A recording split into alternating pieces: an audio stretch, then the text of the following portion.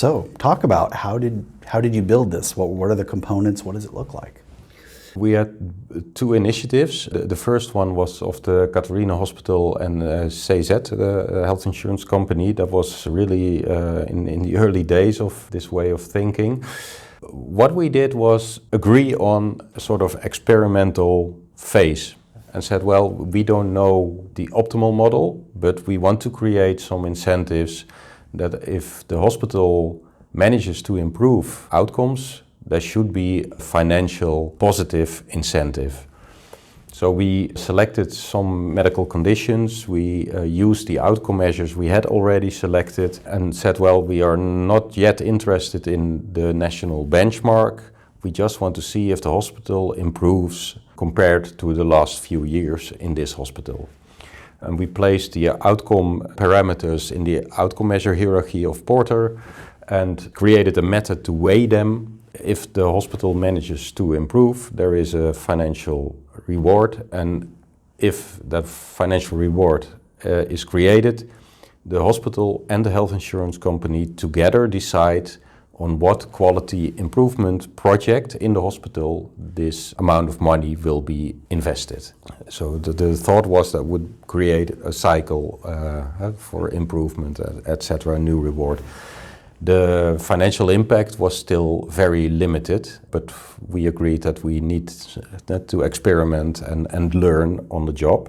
By now we are trying to create the next phase in really defining a bundle for a year for those medical conditions that are already involved in that model. The second project was the project of the Netherlands Heart Registration together with Menzies Health Insurance Company and 10 hospitals in the Netherlands who were voluntarily joining, and in that model we used the national database for the prediction of outcomes of the patients being treated in that hospital, and we compared the real outcome to the predicted outcome, where we used normal payments for outcomes that are related to additional payments. So for instance, for a second procedure, there is an amount of money usually being paid. And we said, well, if we can predict the number of second procedures, why shouldn't the hospital just receive that predicted amount of money?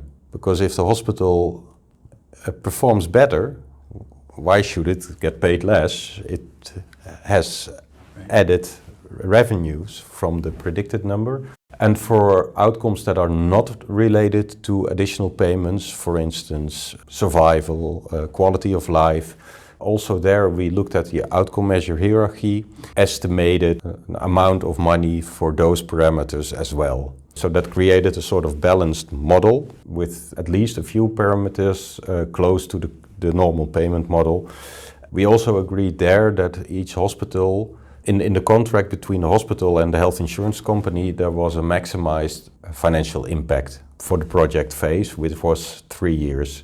So we did implement the full model with all the calculating of the outcomes compared to the predicted, etc. At the end of the calculation, there was always a cap to create a sort of a safe environment. So it sounds like the cost target was a projection based on your own history. The national history, yes. National, okay. Was it adjusted for the different hospitals or different costs in different areas? No, it was adjusted for the baseline characteristics of the patients. So both models are really completely based on outcomes that are relevant to patients. We did not yet include cost.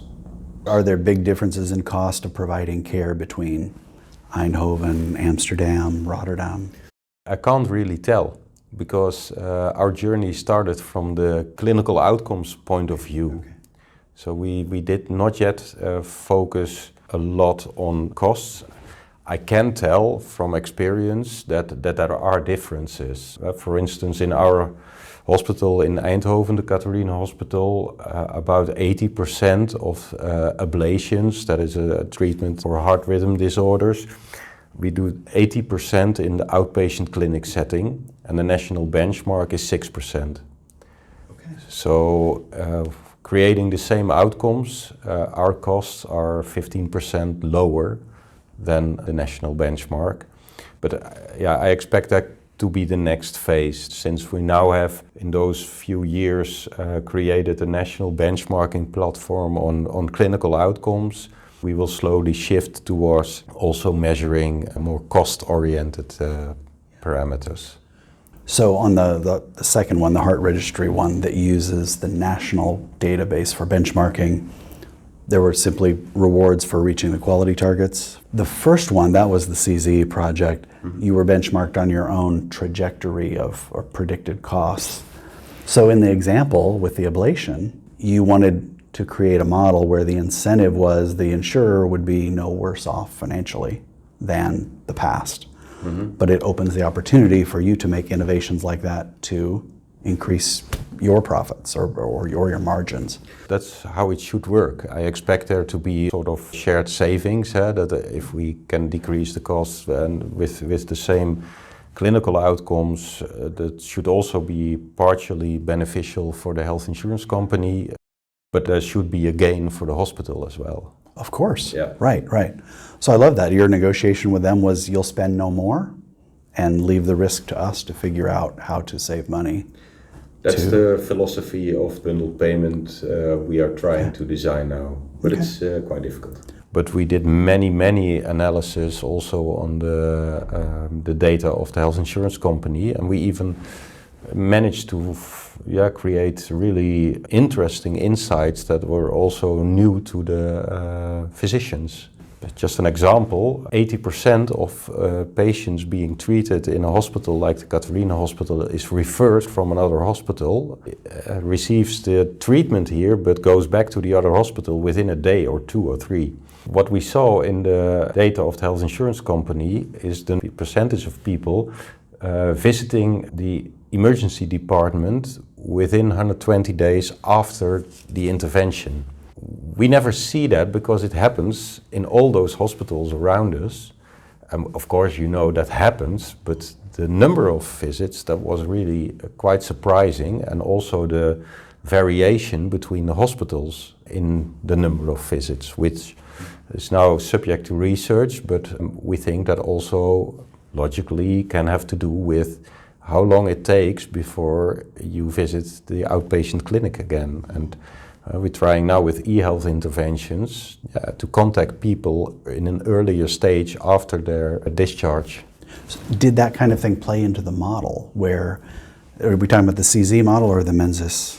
This insight was created in the national initiative with Menzies. In both projects, we now see that we try to integrate those kind of parameters also in the model. You wouldn't even need a real bundled payment model for that. You can also try to predict or agree on we accept this amount of number of visits to the emergency department, and if you manage to decrease that even lower, we still pay that amount. That's the philosophy also on the outcomes. So those post-discharge, 120-day, you said post-discharge ED visits factored into the metrics that you're held accountable for or measured on and paid for performing or an incentive for performing. Can you elaborate a little more when you consulted with patient advocacy groups or the Cardiologists Association, getting some kind of third-party confirmation on patient concerns? Did those factor into establishing the goals, or did you and the insurers just say these are the goals we want? As you're thinking about the targets for quality in particular or patient satisfaction, to what extent did you, or where did you get those standards? To what extent were they customized just for you and the insurance company, or something that came from the association? Both models are built on the outcome set that is completely agreed on and accepted in the Netherlands. So there's really a lot of parties agree that these outcomes are the most important and the first to measure. And we created those sets also with help of international experts, etc. We started that journey even before ICHOM was created. So we created our own academic council with experts from the US, from many countries to advise us. There was no discussion there. The discussion really was about, is it possible? Everybody agrees that quality should be of importance in financial structures, but is it possible to do that with these kind of real clinical outcomes, survival, complications, re-interventions, quality of life, or should that be more about other types of parameters which maybe have to do more with efficiency, etc. The discussion is always very close that if we discuss about decreasing mortality rates in cardiothoracic surgery, one of the surgeons always tells me it's not difficult to decrease our mortality rate. We just selected 10 patients this year that we are very aware of their high risk, which is maybe not completely embedded in your prediction models.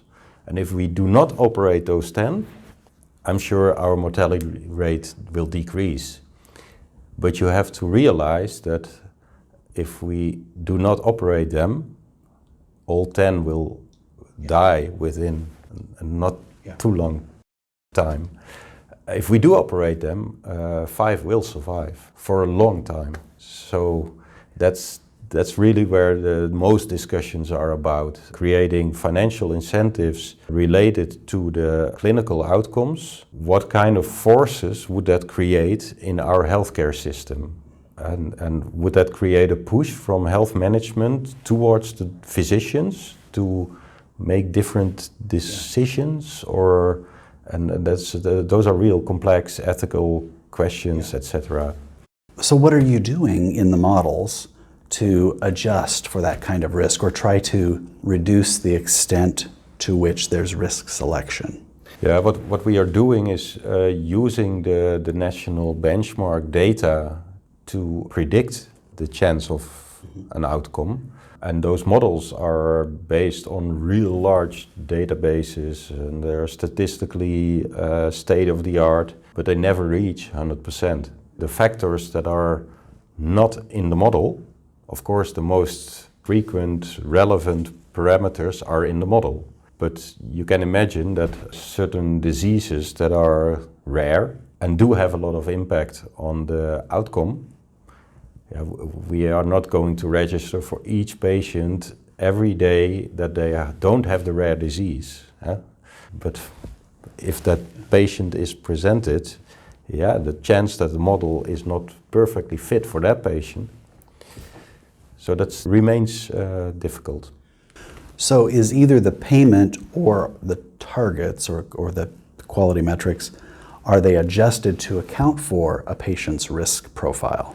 Yes, as long as the perspective of risk, age, gender, diabetes, yes or no, those are all in the model. The concern starts if the complexity of the anatomy, that's not in the model. You get a lot of the factors, but you can't completely adjust out all of the risk. No, exactly, and that's why what we discussed in this project is maybe there should be a sort of a board that can conclude from a neutral, objective point of view if some patients with some risk profiles should be excluded from the payment model. That could be a solution. On one of the interviews, I talked to an individual, and this was on the policy or the payment side.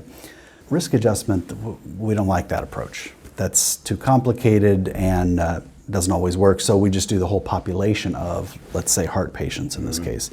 And then it averages out because you've got the high risk and the low risk. But his rationale doesn't account for what you just discussed about how the surgeon, patient by patient, makes a decision, do I proceed or not? What are the risks? And so it's interesting to get both perspectives and see this challenge. Had you ever talked with payers about a global budget for all the patients in a service line? Yeah, that was also in the project with Menzies and the 10 hospitals and the Netherlands Heart Registration. That was also mentioned as a possible solution to also follow up on the patients that are not being operated and create a sort of model or bundle for all patients, for instance, that are referred to the heart team with a sudden medical condition. Because as long as the payment model is based on the intervention, the patients that are not receiving an intervention are excluded. So that was also a suggestion there. But I also have to mention that the amount of concern in this perspective really differs per hospital, per group of physicians. So that there is also a local culture or how physicians and health management are dealing with each other, with impacts the amount of concerns.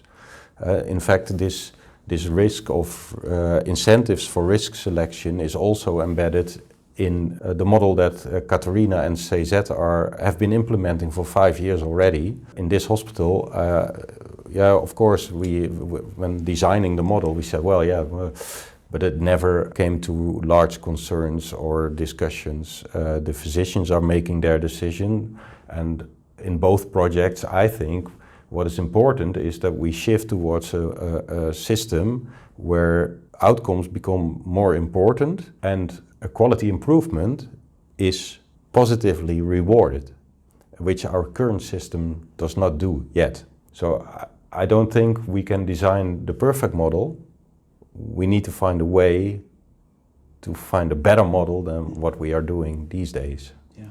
So it start looking at it from a scientific point of view, and you want a perfect model without any risks, etc. Yeah. Okay, give me a break. But if you look at it from a pragmatic point of view, which I love to do, then we can say, we're making steps forward if we add these components to our payment models. Yeah. In fact, the models we applied were applied on top of the current payments system. So, in fact, the normal DRGs that we are using, they were just paid for. And on top of that, we looked at the outcomes and said, in this model, if we apply the rules that we agreed on, we see, for instance, improvement of survival, less complications, and that should be rewarded with a financial incentive. But that was really on top of the current payment system. Okay. Yeah, we decided not to, in this experimental setting, not to try to change the national payment system, just to create incentives on top of. But it sounds like that's part of phase 2, looking at a bundle. Yes, but then still, you can also apply the bundle on top of. Just pay first for the DRG system what's usually paid, and then after a certain period, apply the bundle on it and have a calculation. We are not allowed in the Netherlands just to agree with the health insurance company that our DRG doesn't last for 42 days anymore, but becomes a year. There are rules in the Netherlands for that. So what we want to do should either be a complete change of the system.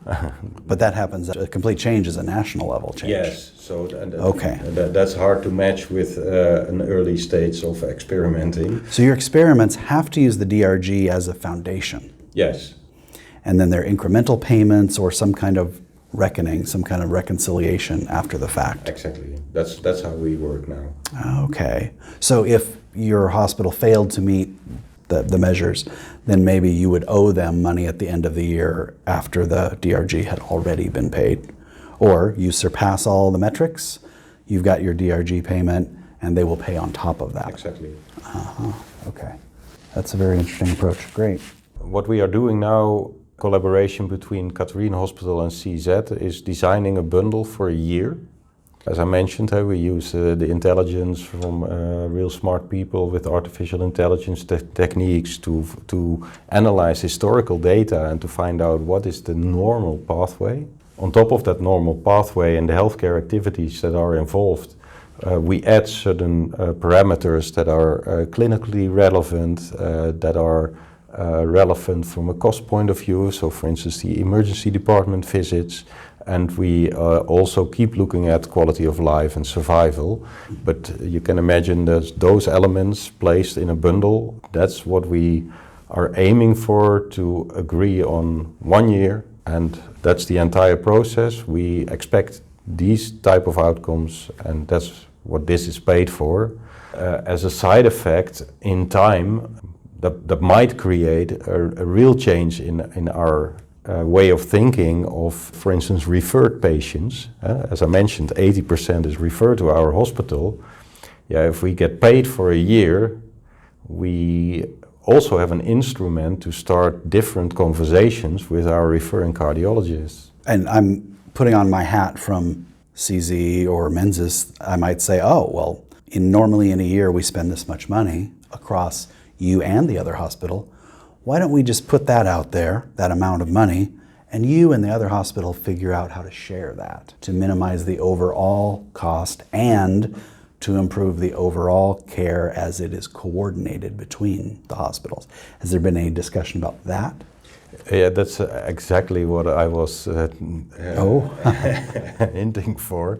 I can imagine, but that's my personal point of view, that could be a fantastic instrument to push quality in the total value chain and maybe decrease costs in the value chain. In the Netherlands, most hospitals have an excellent quality maintenance system, but it's really focused on the part where you enter the front door, and it stops focusing when you exit the front door.